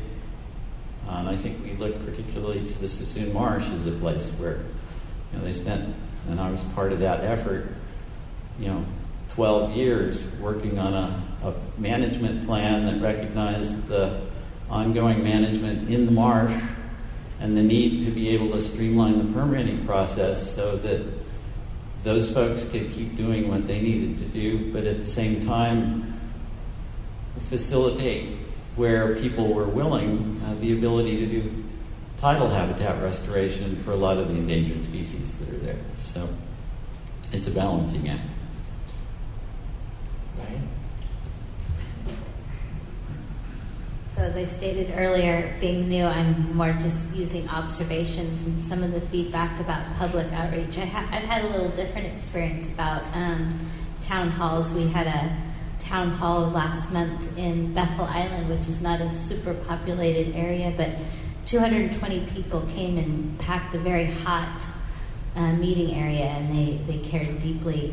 And I can tell you that in my district, constituents care deeply. They live along the Delta, they work on the Delta, they have businesses, they're farmers, and so I believe that there would be some turnout, at least in my area. So if there's an opportunity to work with my office or with any of us, I'm sure that if there's a desire to do more, we would be there to help you. And this isn't criticism because I haven't actually observed it, but sometimes you see a pattern, so maybe there is some value to that feedback. We'll definitely be in touch with you because there's an element of the Delta smelt resiliency strategy that, you know, we need to engage with the community there on. So. Okay, it looks like those are all the questions from the Commission. Again, I want to thank you, Carl and Brooke, for a great presentation, and look forward to having those meetings at a time that the public can come out in hundreds. Okay, thank you. Well, I hope so. Okay, we're moving on. We've slipped a little bit on the schedule, so Erik, item number 10. Yeah, while Adele Lagomarsino is coming up, I just want to briefly introduce this. This is another example of work the Commission is doing to help support Delta's place values, in this case, digging a little deeper on recreational boating in the Delta. Agriculture is the predominant industry in the Delta, but recreation is an important component of the Delta economy as well. So this is an effort to help support greater understanding about recreational boating in the Delta and what might be needed to provide more support for that industry. So with that, I'll turn it over to Adele Lagomarsino for her final presentation to the Commission. Thanks, Erik. Chair Thompson, Commissioners, my presentation tonight concludes a 2-year research effort by the Commission staff and researchers from California State University, Sacramento to study recreational boating in the Delta. Tonight I will briefly go through an online recreational boating survey in the Delta region, Delta specific questions that were on a larger statewide recreational boater survey conducted by the Division of Boating and Waterways, Delta regional workshops that were conducted by Sacramento State researchers, interviews with some Delta County Marine Patrols, and we will conclude with findings and recommendations from our study. So the Delta-specific online survey was the primary research effort for this report, and that consisted of mailed postcards to registered boaters found with a DMV boater registration, U.S. Coast Guard. Recreational boaters have the option of documenting their boats with the U.S. Coast Guard.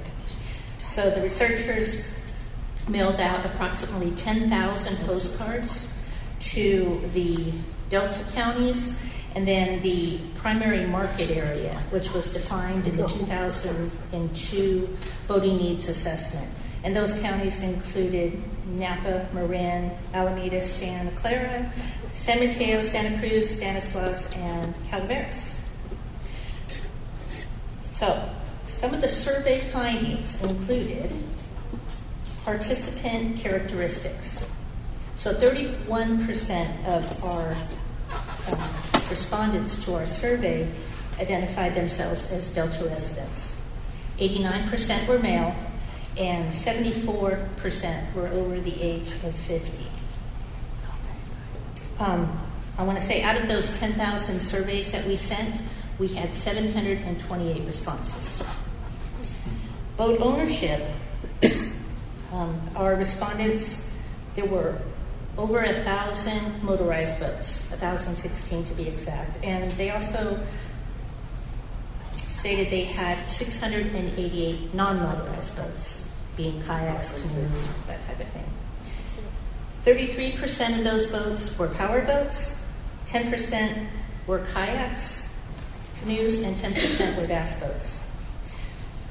We looked at boating patterns in the Delta, and this includes the annual use patterns, number of years they've been boating in the Delta, typical miles they traveled when they were out, and where they launched from and where they traveled to. So of our survey respondents, 650 had previously boated in the Delta, and 483 had reported that they had boated in the Delta within the past 2 years. The average number of years these people had boated in the Delta were 22. So you can see we have some long-term Delta boaters. So in figuring out our Delta boating use patterns, the survey included a map that survey respondents could indicate, and if you look on the map here, we have, it was divided into 4 regions, the North Delta, West, East, and the South Delta. So our respondents were asked to select areas, and they would click from their computer up to 8 areas that you launch from. So that's what you'll see on the left. And this happens to be the area, the Midwest, western part of the Delta. And so it looks like most of them launch from Pittsburgh, Antioch area.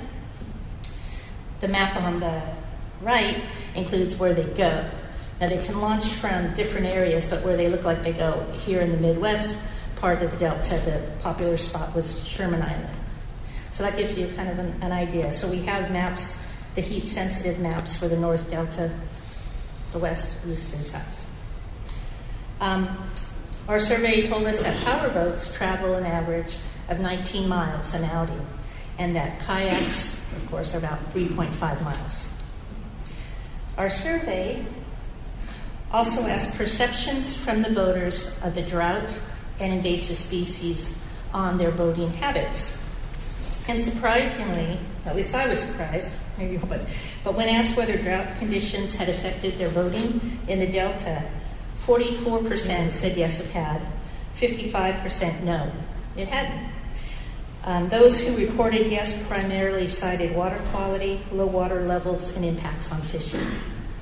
And asked whether the presence of invasive species had affected their boating in the Delta, approximately 49% said yes, and 51% said no. So the increased vegetation overall that limits or blocks waterway travel and launches were found to be those invasive species problems. The availability of boating services and facilities in the Delta was another question we asked. And 483 of the participants who had said they had boated within the Delta in the last 2 years rated that they pretty much said that services were readily available in the Delta, such as boating access, marinas, navigation markers. What wasn't so readily available were showers, mooring facilities, utilities such as internet, electric service, potable water, fish cleaning stations, boat camping, and restrooms. They were also asked about non-motorized boating facilities. Those were rated, and they said boating access was pretty available, parking, launch ramps. What wasn't so readily available was boat camping, carry-down paths, and landings and boat-in sites. Recreational activities. So besides boating, we asked questions on what other activities do you do in the Delta when you visit. But I'm going to go back to boating for a minute. So most boaters, when they come to the Delta, 20% said cruising and relaxing was basically what they like to do, followed closely by fishing at 19% as being the most common boating activity in the Delta. 2/3 of our respondents to the study indicated that they had participated in non-recreational activities, and those included bank fishing, playing on the beach, laying in the sun. They enjoyed scenery, wildlife viewing, hiking, walking, and of course dining, and just a weekend getaway. We also asked, how could we encourage people to come to the Delta? And those that hadn't come to the Delta within the last 2 years, but who had responded to the survey, were asked why they hadn't come. And nearly 30% of those participants cited that they didn't know about the recreational activities in the Delta. And when we asked, well, what would get you to the Delta? 40% indicated more information or updated information would encourage them. A statewide survey. So our survey went out about March of 2016, and the state Division of Boating and Waterways conducted their statewide survey about 2-3 months later after ours, and they were kind enough to put some Delta-specific questions on that survey. They had approximately 2,783 respondents that responded to the Delta-specific questions. And of those 2,700 about respondents, 37% had never voted in the Delta. And the largest percentage that had said that naturally came from those counties that are furthest from the Delta: San Diego, Riverside, San Bernardino, which isn't a big surprise. Those who had come to the Delta were from the closest counties, Placer and Sacramento. And when they were asked, those 2,700 people approximately, why they had never come to the Delta, it was the distance, 42%. It's just too far for them to bring the boat. When asked what would encourage them to come to the Delta, 59% said nothing. They just weren't interested. Or they had no time, no work anymore.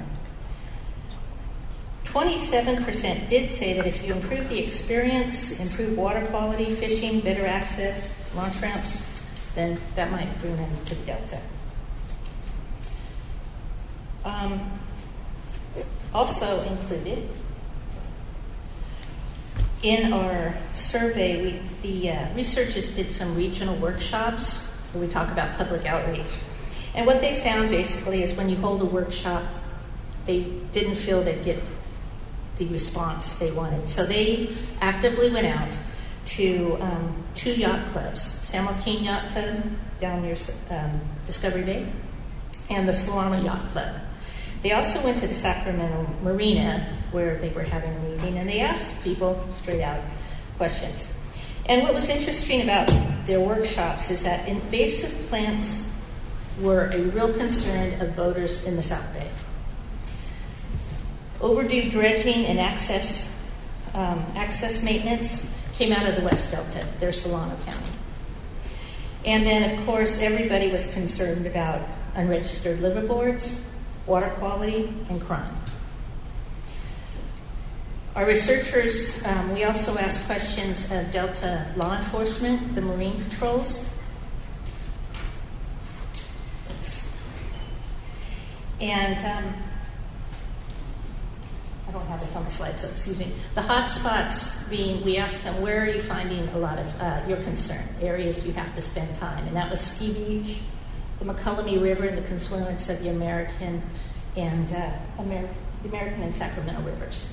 And mainly those are spots where people congregate, alcohol use, always a concern, abandoned vessels in the Delta, a concern, and then funding, as you know, is always a concern with law enforcement, just not enough. So our key findings, I'm going to go ahead and move there.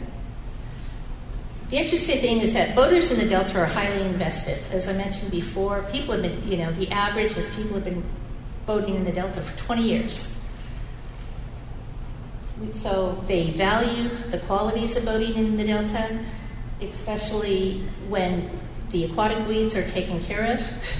I've heard this over and over again in some meetings, is that, you can't let up on those. And that really enhances the boating experience when it's taken care of. Another surprise was that 40% of the respondents who own motorized boats also own non-motorized boats. And then boaters value nature-oriented scenery, cultural experiences in the Delta. So the recommendations from our report is that the Commission maintain current data on recreation trends and demand for boating opportunities in the region. We should also be well aware of the influence of environmental factors such as drought, water quality, and the presence of invasive species. We should monitor ownership representation among the young adults for planning considerations in the future. As we mentioned, participants have a long history in boating in the Delta. 70% of our respondents to our survey were between 11 and 51 years of age. The median age of the boaters that responded to our survey was 57. We should explore, and this is something that the Commission is seeking to find funding for, and I believe the statewide survey, which should be out maybe early 2019, the researchers that did ours are also working on that survey. And they are looking more at non-motorized boating, especially. That trend has really, in the past 10 years, really taken off. So to keep looking at that, where that is going, is something that we should be looking at. And then our marketing and information efforts as they relate to the Delta should continue to focus locally. People who live in Southern California are really unlikely to come to the Delta, so focusing marketing on there is probably not worth our while. But one of the encouraging things from this study is that our marketing efforts, such as the website, Visit CA Delta, putting out there the recreational opportunities of the Delta, what's going on, will pay off hopefully in the long run here. And then we should evaluate and prioritize the need of services and facilities for users. So as I mentioned before, when we ask people, what facilities are readily available and what would you like to see more? Well, they said showers, they said camping and campsites, but we didn't rate that, money only goes so far. So if you have a choice between a bathroom and a fish cleaning station, what's more important? So our study, what we'll be doing, it will be on our website. We're going to be sending it to people who participated in our study, such as local law enforcement and the yacht clubs, and also the parks and recreation of the various counties, the Delta counties. I have a couple of the reports on disk if you're interested. If you know of anybody who's interested in it, we can easily burn them a disk, have them send us an email, and we can put it out there, or they can download it from the website. So that was Is that your report? Mm-hmm. Okay. Questions? First of all, thank you, Adele, for the information. Very helpful, and it's exciting to see that the recreational trends are in the right direction. We have a very invested recreational boating population in the Delta. And so this is good information for us to ponder as we kind of figure out what we want to do with it. The one question I do have, and that is that with the increase in use and the increased numbers of folks recreating, it also has the potential to increase the number of derelict vessels and the problems associated with that in light of the trend that we're seeing, which is folks that are actually living in their boats in the Delta. These are boats that are oftentimes not functional. They don't have the capacity to hold things that happen on boats when people are living on them for days at a time. And I found the presentation by the grad student from Santa Barbara, from Osper, a couple weeks ago, mind-blowing if I hadn't already been investigating or learning more about derelict vessels in the Delta. That presentation is worth everybody seeing because there are hundreds and hundreds and hundreds of boats, many of which we don't even know where they are because they're so buried in the Delta and polluting the water every day. And so I think while this report is a very helpful reminder of the opportunities that exist, it also might serve as an opportunity for us to tap into this engaged population for solutions that they might see us pursuing or at least asking for some assistance with going forward with a soon-to-be new legislative representative on this commission, because it's a real problem. It's a huge issue that I don't think I didn't realize the magnitude of it until I saw her maps depicting hundreds and hundreds of boats sunken all over. And we don't know what's on these boats. A lot of them we can't get to them. So we don't have to do anything tonight. I just wanted to just bring that to our attention, and as we kind of contemplate how we might use this report, it's a good reminder of the upward trend of engaged recreational. We might tap into that population to look for solutions, because that presentation offered a lot of opportunities to see how bad the problem is, but there weren't any clear solutions. It's always about money and responsibility, and nobody has money and nobody wants to take responsibility. So something we ought to be thinking about, because it certainly falls within the purview of our interest, and so I will keep that on the radar for us. But thank you for the information. Very, very helpful. And to Oscar's point, a couple weeks ago, the sheriff made a presentation on some abandoned vessels. And he said the good thing to come out of this is we removed 3 vessels, but we ended up with 5 more that have been abandoned. So, and it's about money. It's about resources. So maybe we as a commission could advocate for additional resources to deal with this problem. I appreciate the comments. The one good, encouraging news coming out of that research from the UC Santa Barbara student, she's on her way back to school, we might have had her here at the meeting otherwise, is that at least the problem with recreational abandoned vessels is pretty resolvable. I mean, we're not talking about a huge amount of money. The big ticket item are those, what they call commercial vessels, and that's everything from barges to, I don't even know how to describe the full range of what's considered a commercial vessel. The recreational vessels, Division of Boating and Waterways in California State Parks does have a program to support the removal of those vessels. And I frankly was surprised by the price tag that was put on the recreational vessel component. I thought it would be much larger than what it was. And so to me, that one seems very resolvable. The commercial vessel is going to be a little trickier to resolve. And those are the ones that are creating the real big navigational hazards and pollution problems in the Delta region. But having some price tags on this, I think, is a very good start. Identifying where they're located is a good start. It's a way of focusing attention. And knowing of the interest, at least from 2 of the commission members, I'd like to bring something back, if not the next meeting, the one following, where we can go into a little more detail on this and maybe come up with some type of plan that the commission could endorse, how we're going to try to push this and see greater efforts to remove these vessels. Comments? Adele, thank you again. Erik, moving on to item 11. Yeah, and while Melinda Dorin's making her way up to the podium, I want to remind commission members, but also everyone in the audience, that I brought a tray of sandwiches that I really would prefer not to take home. Well, I would like to take 1 or 2 home to have for dinner, but please help yourself. They're for everyone, and the same for the refreshments up on the table there. And with that, it was at the commission's meeting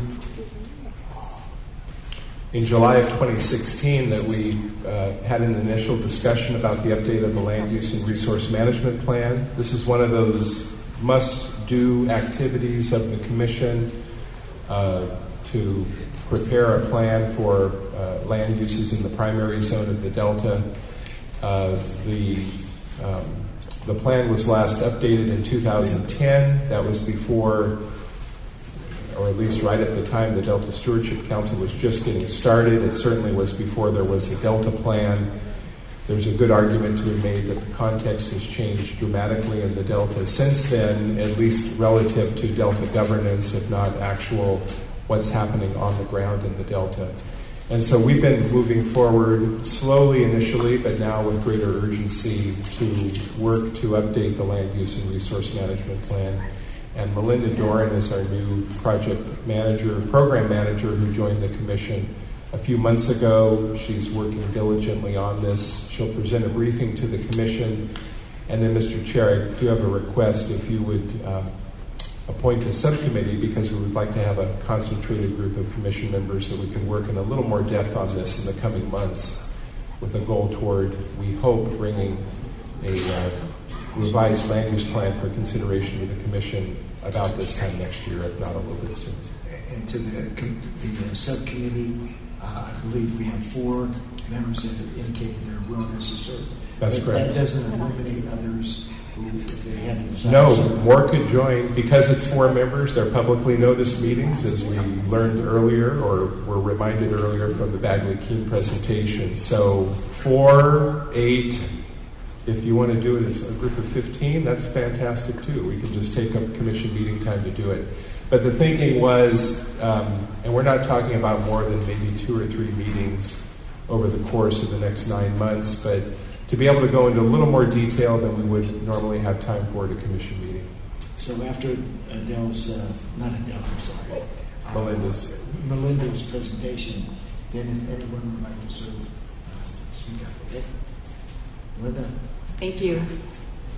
Thank you, Chair Thompson and Commissioners. So tonight, as Erik said, I just wanted to give an update on the LURMP process that staff is proposing. Just a little bit of background. The LURMP was required by the Delta Protection Act of 1992. It was originally adopted in 1995, and then there was just an update to one policy really in 2002. And then, as Erik mentioned, there was the major update process that was started in 2008 and concluded with adoption in 2010.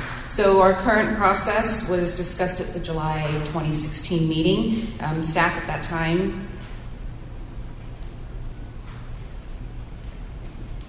Staff at that time received feedback, and we did plan a June 2017 meeting with local land use planners, and the Delta counties were all represented. Several city planners were also there, and then staff from the Delta Stewardship Council and the Delta Conservancy. And we also went to a DPAC meeting in August of 2017 and received some initial feedback from DPAC members. And we, at the same time, initiated tribal outreach with the Native American Heritage Commission.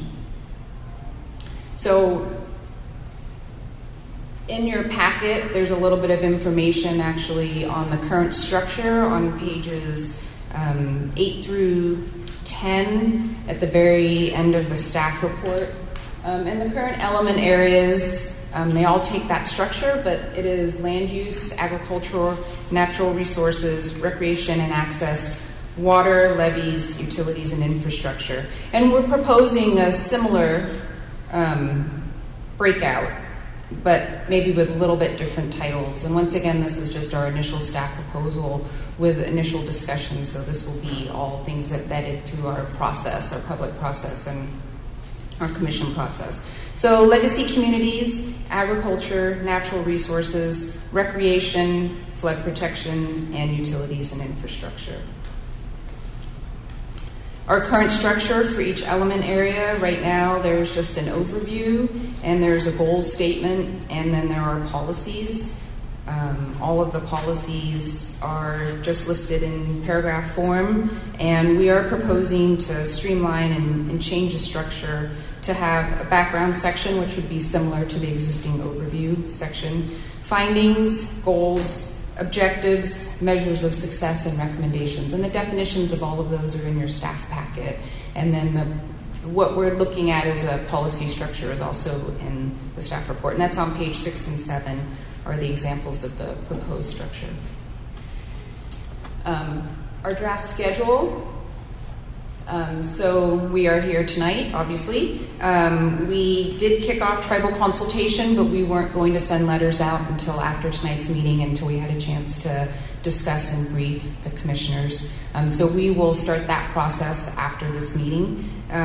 We request that we have 2 to 3 meetings of a commission subcommittee in the first few months of 2018, January through September, as appropriate. And we will also go to DPAC meetings as necessary to get DPAC member feedback, advisory committee. We will also do some public workshops. We are planning to move throughout the Delta, and so we will do as necessary to get feedback from the public and also from Delta stakeholders, and also we will work with the other agencies.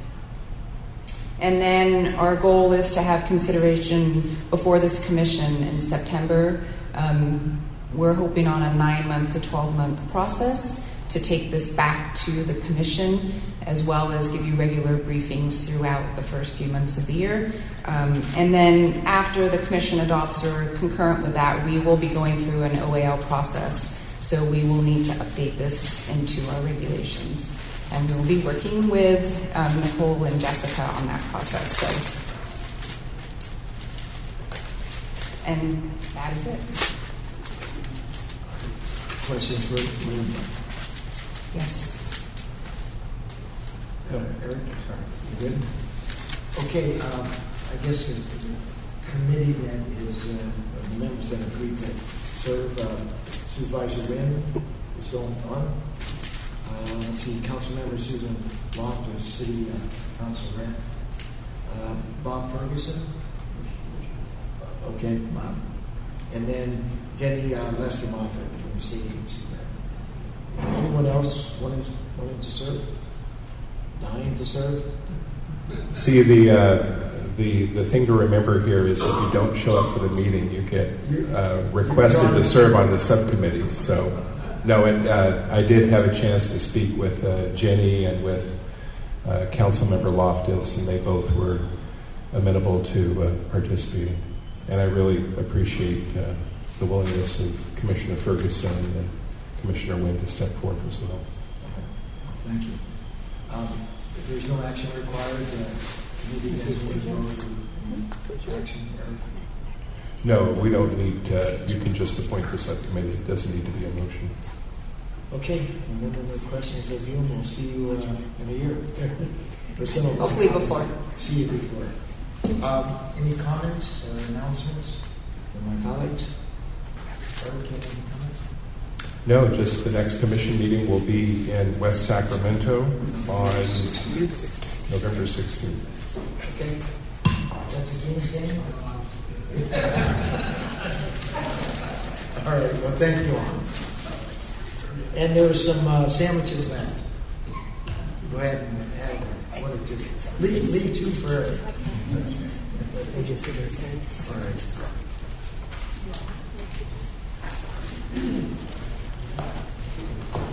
It's over.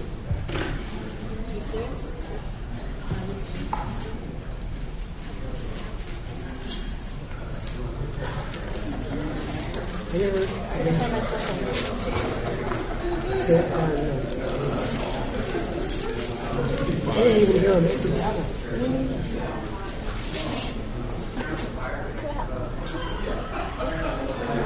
Oh, he's so good. Before you say